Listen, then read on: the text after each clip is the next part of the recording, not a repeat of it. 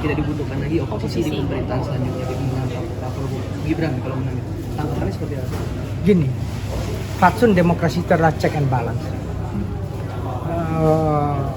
Memang oposisi secara literlek itu cuma kita kenal dalam sistem parlementer.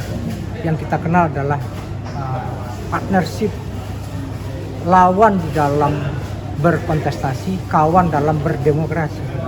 Itu yang harus kita lihat. Jadi demokrasi akan sehat ketika ada yang kemudian check and balances itu sendiri.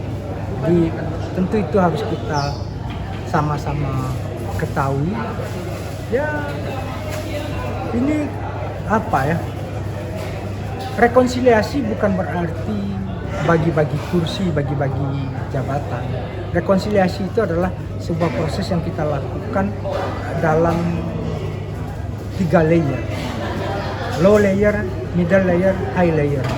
Dengan silaturahmi satu sama lainnya itu menunjukkan silaturahim antara high level untuk memberikan kabar kami baik-baik saja.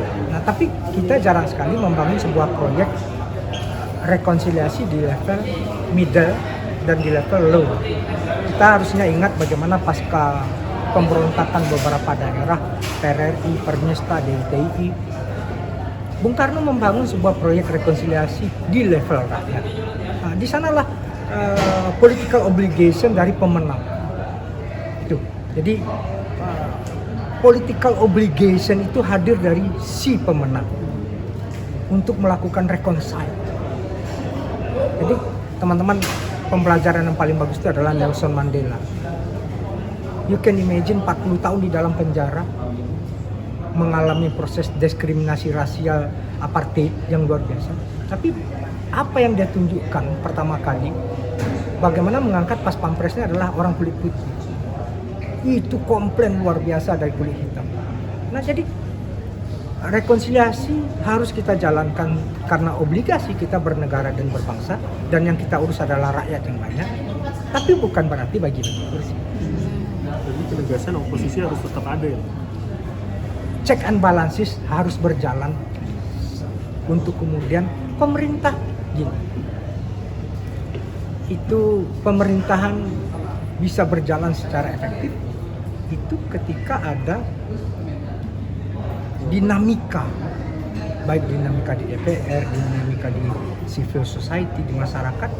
Jangan hanya yang kemudian menjadi oposisinya parlemen jalanan gitu. Itu yang harus kita lihat.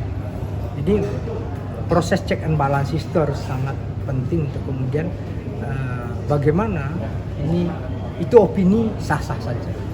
Tapi dinamika politik seperti apa? Kita tidak berdiri atas dasar baper-baperan.